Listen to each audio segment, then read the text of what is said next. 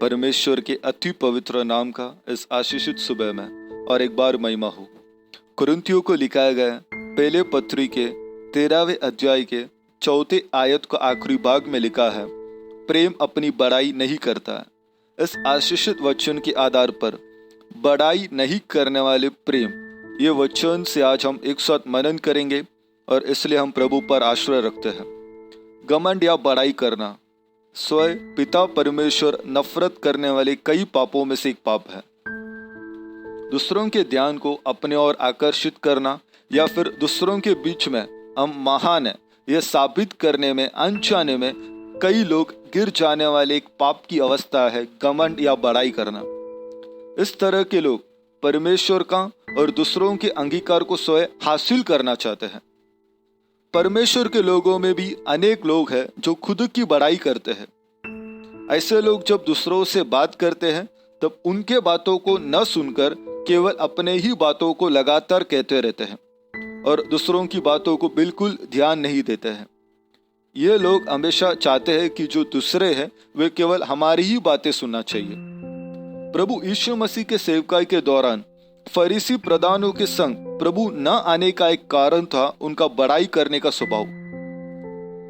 फरीसी प्रधान जो थे वे जो कोई भी काम करते हैं वो दूसरों तक बताने के लिए नरसिंगा फूंकते थे।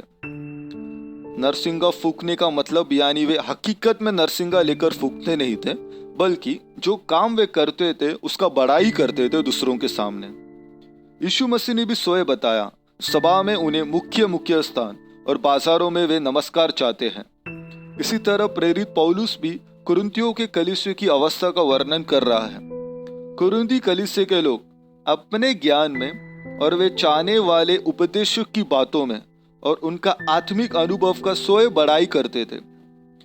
हे प्रिय लोगों, एक बात हमें समझना चाहिए, घमंड हमारे भीतर आने का कारण क्या है?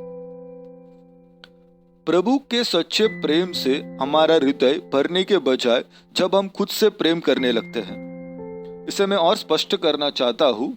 प्रभु का प्रेम हमारे हृदय से बढ़कर जब दूसरों तक बहता है तो हम अपने आप को दीन करते हुए दूसरों को हमसे बढ़कर समझते हैं। लेकिन इसके विपरीत जब हम खुद से प्रेम करते हैं तो वह प्रेम हम में बढ़कर हम दूसरों को नीचे दिखाने की कोशिश करते हैं। न्यायों की किताब 7वें अध्याय के 2 वचन में हम पढ़ते हैं, यहोवा परमेश्वर बड़ाई मारने से कितना बैर रखते हैं।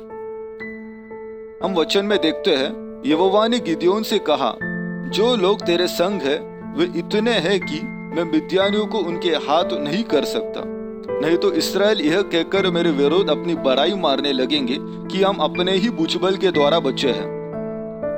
इसका यह मतलब है, जब हम बड़ाई मारते हैं तब हम परमेश्वर के विरोध कहते हैं। उतना ही नहीं, ये स्वभाव से कई बार हम हमारे दोस्तों के भी विरोध हो जाते हैं। इसका एक उदाहरण हम देख सकते हैं आयुब के किताब 19वें अध्याय के 5वें वचन में। वहां लिखा है, तुम सचमुच मेरे विरोध अपनी बड़ाई करते हो और प्रमाण देकर मेरी निंदा कर रहे हो। परमेश्वर का भक्त आयुब अपने मित्रों के बारे में ये दुख से कह रहा है। उनका घमंड और बड़ाई मारने के द्वारा उनका मित्र के आयुब वे कह रहे हैं। इस सच्चाई समझने वाले भक्त ने वचन संहिता के 75 अध्याय के 4 वचन में हम देखते हैं, मैंने घमंडियों से कहा, घमंड मत करो और दुष्टों से सींग ऊंचा मत करो। एक बार अमेरिकी नागरिक जो अफ्रीकन मिशनरी भी थे, अपने देश से जब वे लौट रहे थे अफ्रीका की ओर, उन्होंने जहाज यात्रा चुना था और उसी जहाज में जगत के ही जाने माने सुसमाचारक और परमेश्वर के दास बिली ग्राहम भी थे। वे लंदन के क्रूसेड में शामिल होने जा रहे थे। ये दोनों दास आपस में मिले और एक साथ बात करने लगे और इस बातचीत के दौरान बिली ग्राहम ने अभी तक उन्होंने जो कोई भी सेवकाई की है या फिर वे लंदन में जा रहे इस विषय पर कुछ नहीं कहा, बल्कि उस अफ्रीकन मिशनरी वो दास की जिंदगी में और वो सेवकाई में प्रभु ने क्या क्या किया बड़े दिलचस्पी से सुन रहे थे। और जब इनका यात्रा समाप्त होने आया तब दोनों ने आपस में प्रार्थना करेंगे ये कर जब वे जा रहे थे, बिली ग्राहम ने उस दास से कहा, अब मेरे लिए प्रार्थना करना कि मैं परमेश्वर के सामने हमेशा एक नम्र व्यक्ति बना रहूं। आज प्रभु के सन्निधि में विश्राम करने वाले, सेवकाई की ऊंचे पड़ाव चढ़ने वाले उदास एक नम्र व्यक्ति है, हम जानते हैं। इसलिए प्रभु का प्रेम हमारे भीतर जो बड़ाई मारने की आत्मा है उसे दूर कर कर प्रभु जिस प्रकार चाहते हैं उस प्रकार एक साथ आगे बढ़ने में प्रभु हमें अनुग्रह करे। ऐसा कहकर ये वचन से प्रभु हम सबको आशीष करे।